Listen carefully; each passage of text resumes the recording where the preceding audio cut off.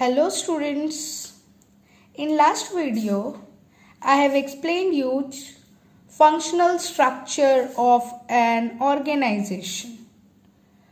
What are the merits and demerits of functional structure I have explained, but in that video I forgot one thing that is very important, where we should apply functional structure. Functional structure कहाँ कहाँ suit करता है? Number 1, suitability of functional structure. Functional structure कहाँ कहाँ suit करेगा? किस तरह का होना चाहिए ऑर्गेनाइजेशन जहाँ फंक्शनल स्ट्रक्चर आप अप्लाई कर सकते हैं? नंबर 1, जहाँ पे आप काम को एज पर फंक्शन डिवाइड करते हैं, division of work as per function. Grouping of similar nature of job, जहां पे आप ग्रुपिंग करते हैं सिमिलर नेचर ऑफ जॉब, एक जैसे काम को एक ग्रुप में डालते हैं.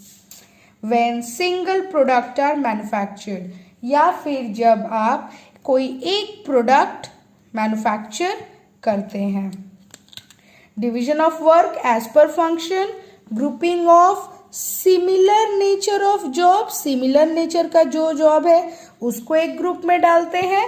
या फिर जहां आप सिंगल प्रोडक्ट प्रोड्यूस करते हैं, ऐसा अगर केस रहा तो वहां फंक्शनल स्ट्रक्चर बेस्ट सूट करेगा. Now divisional structure. Divisional structure का डायग्राम, एक जनरल मैनेजर, मेन मैनेजर, उसके अंडर अब काम के हिसाब से ग्रुप नहीं बांटेंगे. अब जितना आप प्रोडक्ट बनाते हैं उस प्रोडक्ट को अलग अलग डिपार्टमेंट में बांटेंगे. मान लीजिए हम 3 प्रोडक्ट बेचते हैं, 3 प्रोडक्ट प्रोड्यूस करते हैं, तो हमारा कंपनी गारमेंट का एक डिपार्टमेंट बना देगा, फुटवेयर का एक डिपार्टमेंट बना देगा, फर्नीचर का एक डिपार्टमेंट बना देगा. अब इस गारमेंट के अंदर प्रोडक्शन भी होगा, फाइनेंस भी होगा, मार्केटिंग भी होगा, लेकिन ये अपना एक अलग डिपार्टमेंट. फुटवेयर के अंदर प्रोडक्शन भी होगा, फाइनेंस भी होगा, मार्केटिंग भी होगा, लेकिन फुटवेयर एक अपना अलग डिपार्टमेंट. कोई किसी से जुड़ा हुआ नहीं है. उसमें क्या हुआ था? फंक्शनल में प्रोडक्शन करेंगे तो सेल्स होगा, सेल्स करेंगे तो पैसा फाइनेंस होगा, फाइनेंस करेंगे तो रॉ मटेरियल्स फिर खरीदाएगा. सब एक दूसरे से जुड़ा हुआ था, लेकिन यहाँ पे कोई किसी से जुड़ा हुआ नहीं है. गारमेंट अपना प्रोडक्शन करेगा, अपना फाइनेंस करेगा, अपना मार्केटिंग करेगा, फुटवेयर भी अपना काम करेगा, फर्नीचर भी अपना काम करेगा. और ये कहाँ होगा? जब आप ज़्यादा प्रोडक्ट प्रोड्यूस करते हैं. इसके भी कुछ मेरिट्स एंड कुछ डिमेरिट्स है. पहले डिविजनल स्ट्रक्चर का डेफिनेशन देखते हैं. When organization is large, जब आपका कंपनी बड़ा है, large in size and producing more than one product, और एक प्रोडक्ट से आप ज़्यादा प्रोड्यूस करते हैं, then that organization adopt divisional structure.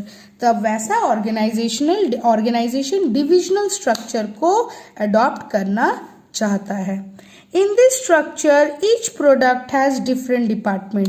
यहाँ पे फंक्शन के हिसाब से आप ग्रुपिंग नहीं करते हैं, फंक्शन के हिसाब से आप डिपार्टमेंट नहीं बांटते हैं.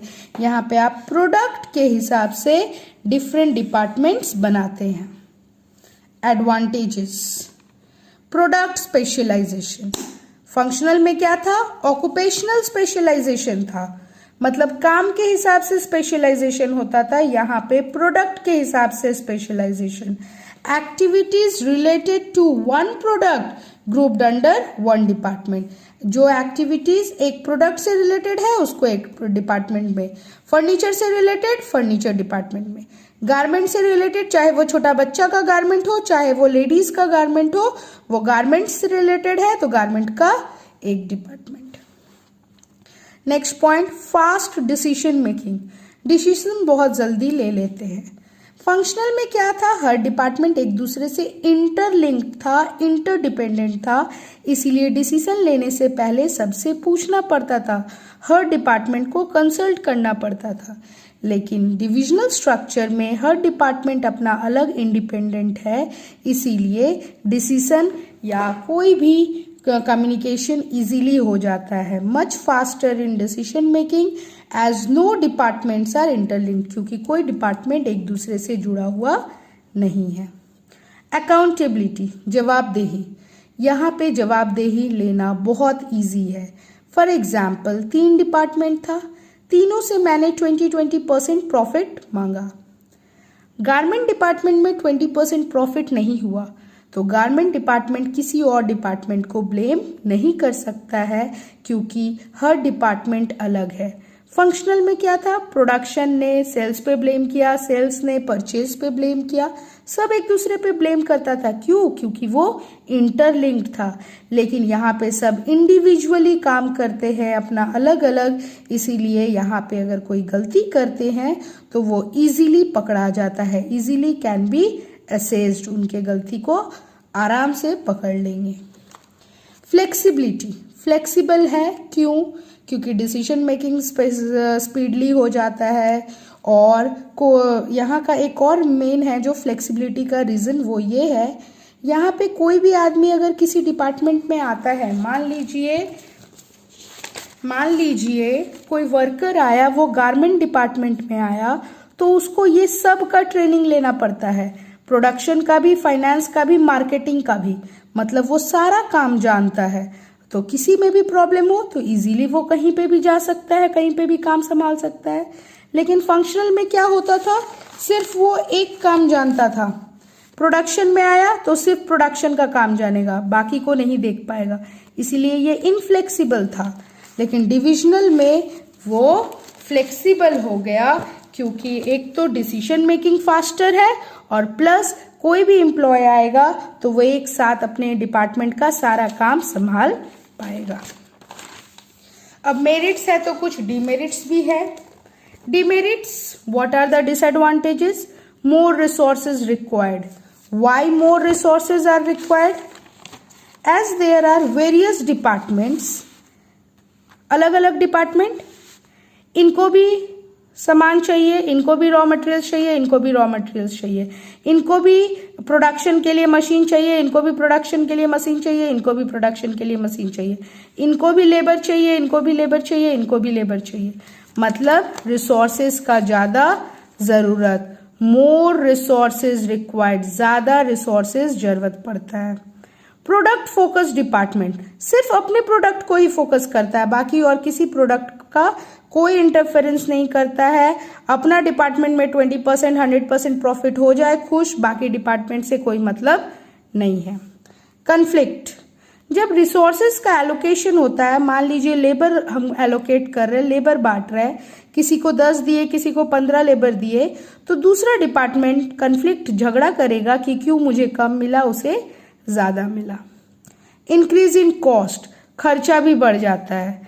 बहुत सारे डिपार्टमेंट्स है, सारे डिपार्टमेंट में मशीन का खर्चा, इलेक्ट्रिसिटी बिल का खर्चा, सैलरी का खर्चा, सब में हर काम को, जैसे रिसोर्सेज चाहिए तो तीनों में देना होगा, लेबर चाहिए तीनों को देना होगा, चाय पानी का खर्चा करना है तो रिफ्रेशमेंट का खर्चा तीनों को करना होगा, हर काम 2-3 बार होता है तो ऑटोमेटिकली कॉस्ट इंक्रीज कर जाता है। These are the disadvantages. अब डिविजनल स्ट्रक्चर कहाँ सूट करता है? वेयर इट इज सुटेबल, जहां पे आप डिवीजन को, जहां पे आप डिवाइड करते हो एज पर प्रोडक्ट, डिवीजन तो करते हैं लेकिन किस बेसिस पे? As per product. Grouping of jobs, jobs को ग्रुप में भी डालते हैं लेकिन रिलेटेड टू कॉमन प्रोडक्ट, जो एक जैसा प्रोडक्ट है उसका एक ग्रुप। और जहां पे आप मल्टी प्रोडक्ट सामान बेचते हैं, मतलब एक साथ 2-3 तरह का सामान प्रोड्यूस करते हैं एंड सेल करते हैं, वहां डिविजनल स्ट्रक्चर बेस्ट सुटेबल